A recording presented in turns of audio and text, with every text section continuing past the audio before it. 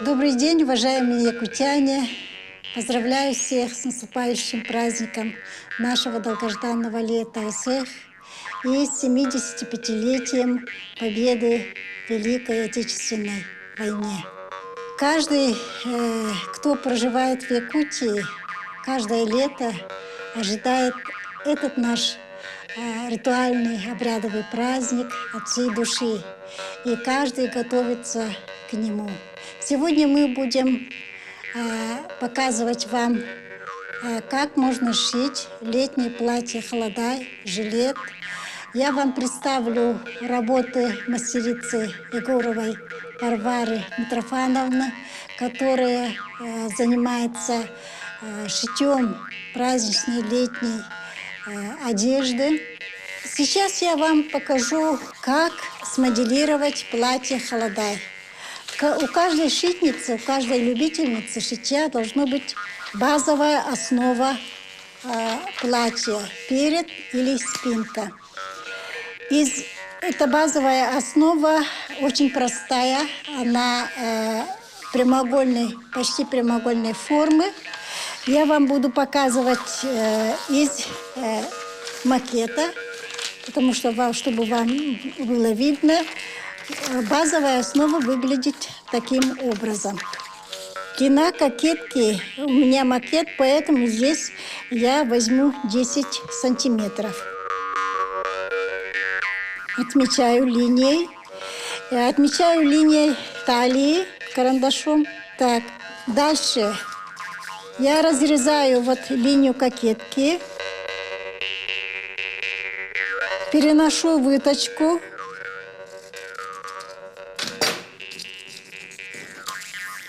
Соединяю вот эти две выточки. Вот у нас появился вот выточка. И получаю верхнюю часть, кокетку. Вот у нас получилась кокетка. Далее в нижней части я отмечаю несколько параллельных линий. Первая линия. 3-4 параллельных линии. Вторая линия. Третья линия. И четвертая линия. Примерно на одинаковом расстоянии. Дальше ножницами разрезаю вот эти линии.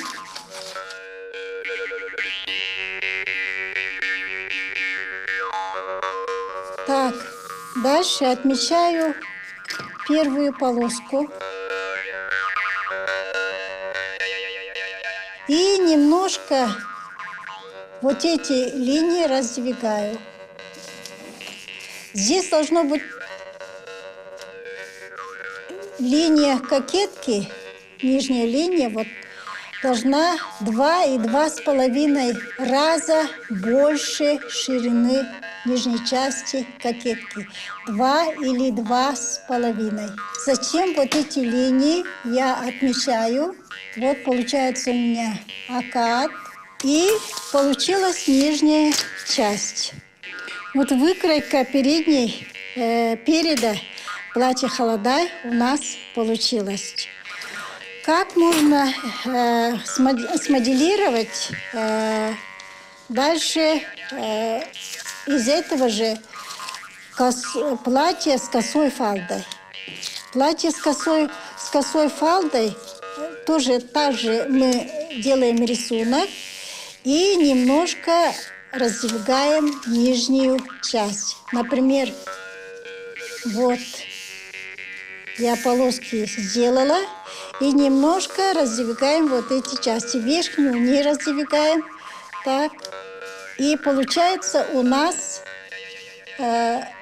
платье с косой фалдой. Расстояния должны быть одинаковыми. Если я хочу сделать сборку вот здесь с косой фалдой, то немножко, конечно, вот здесь немножко тоже раздвигаем. И получается у нас очень широкое в нижней части платье холодай. Сейчас мы смоделируем из базовой основы рукава большие рукава с буфами, то есть широкой частью верхней части рукава. То же самое берем линейку, проведем параллельные линии.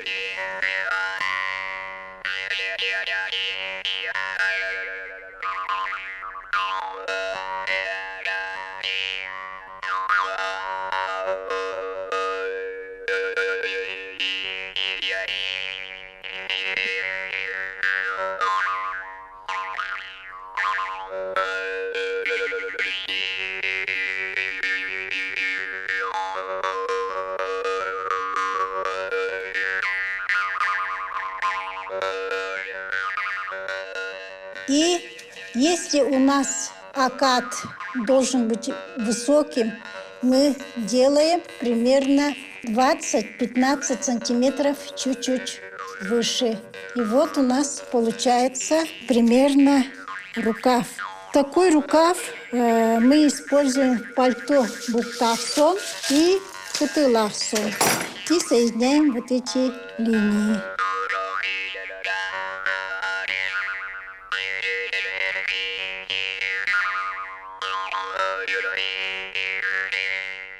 И у нас получилась выкройка чукчултах сих.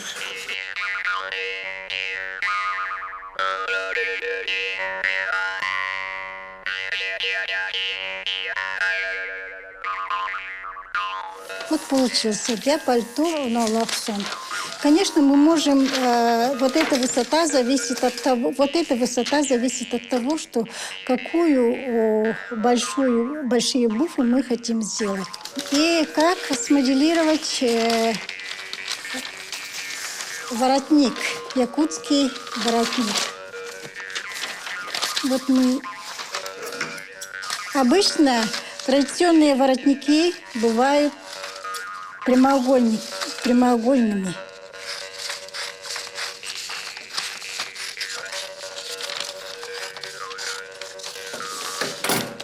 Традиционные воротники бывают такими прямоугольными. Из этого воротника, из этой выкройки мы должны сделать выкройку якутского воротника с острым углом задней части. Опять же мы разрезаем вот эту прямую полоску, прямоугольную полоску несколько раз параллельными линиями.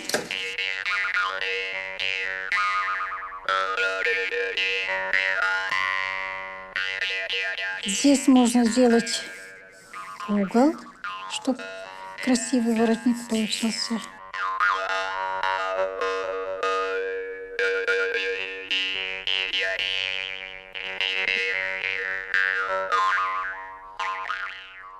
Такой воротник с якутским с углом задней части.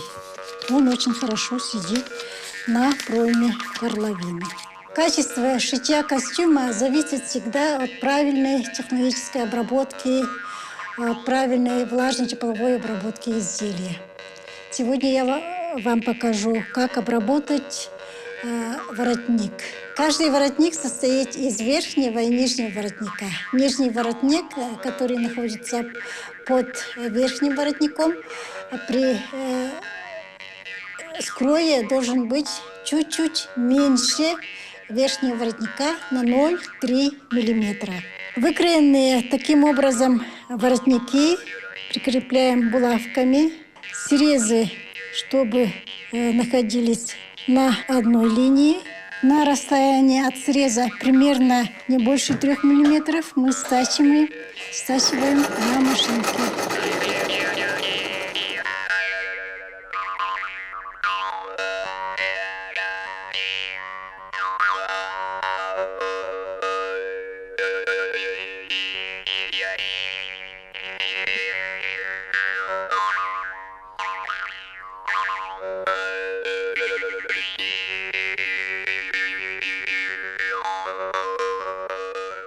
У технологически правильно обработанного воротника шов не должен виден из верхней части, на верхней части. Вот она должна быть обработана таким образом. Для обработки ночного рукава с сильнокроенным манжетом в складочку нужно в нижней части сделать складки. Закрепите булавками и провести 3 линии. Это у нас манжета. По этим 3 линиям проведем по 2 параллельные линии машинным швом.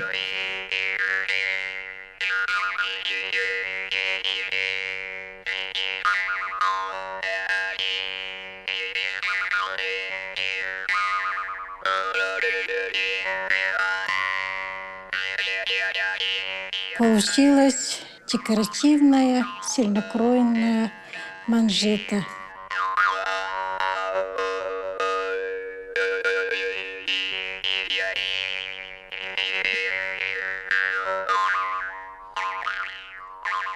Сейчас я буду показывать вам обработку плечевых швов, боковых и плечевых швов. Обычно по техническим правилам обработку плечевых швов заутюживают к спинке, а мы будем заутюживать к переду. Что получится, сейчас посмотрим.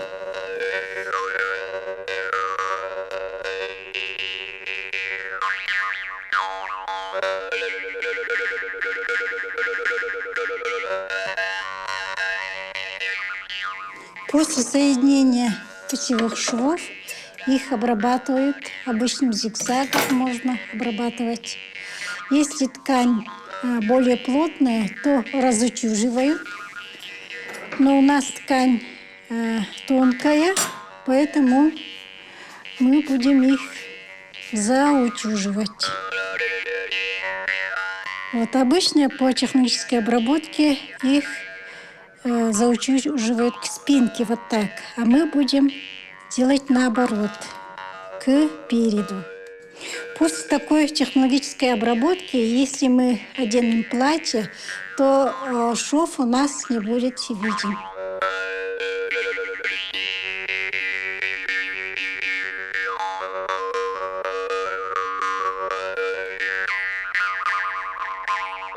Как сделать сборку к кокетке?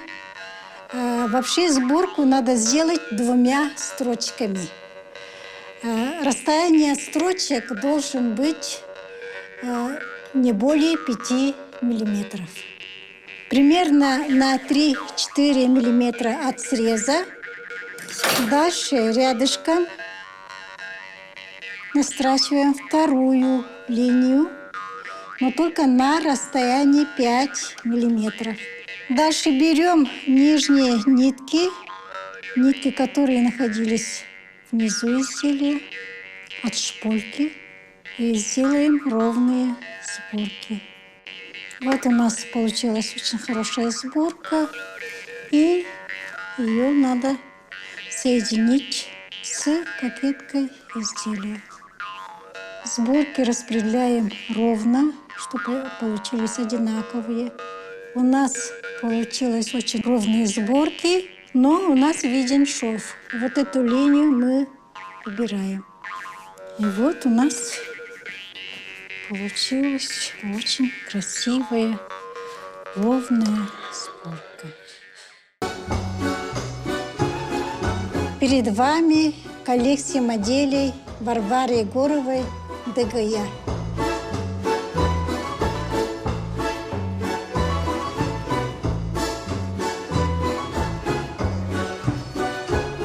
Этот костюм шит на основе пальто Онолохсон 19 века. Пальто короткое, можно одеть их летним прохладным вечером.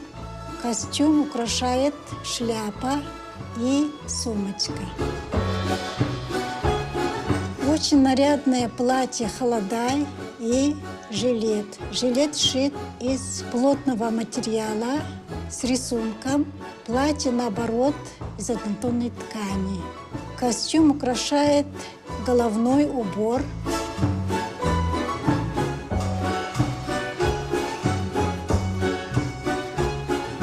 Пальто Нолохсон из жаккарда декорирован набедренным украшением в стиле XIX века.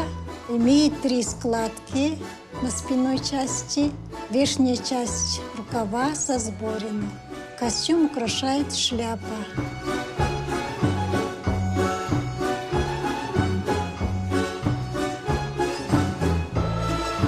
В летний жаркий день можно одеть такие прекрасные костюмы халадаи.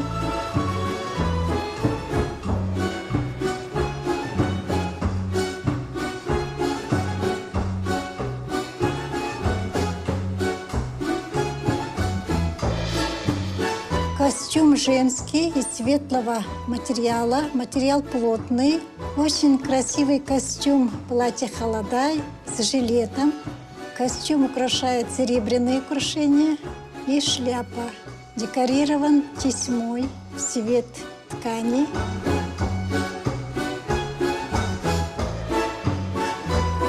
Платье летнее. Фалда декорирована мелкой сборкой и очень хорошо смотрится с передней и на спинной части. Кокетка фигурная, рукава со сборены.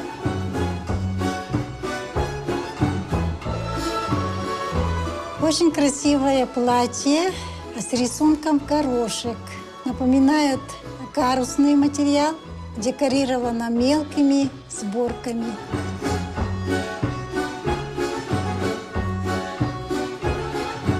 Платье-костюм из одинаковой ткани, жилет и платье халадай. Декорирован кружевной тесьмой.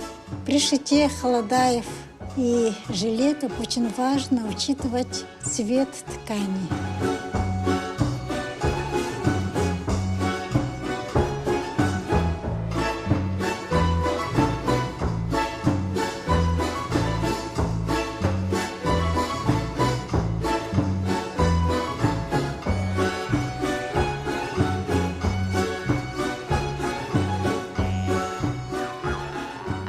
Таким образом, мы сегодня показывали немножко секреты технологии швейного изделия и как научиться шить. Сейчас у нас проходит очень много курсов, но самостоятельно вы можете научиться из таких пособий, как научиться шить. Или в Бурде очень хорошее пособие продается, практика шитья, где показана поэтапно технология обработки рукавов, швов, карманов, воротников, рюшей, сборок, складок и так далее. И выкройки национальной одежды, якутской национальной одежды, можно посмотреть на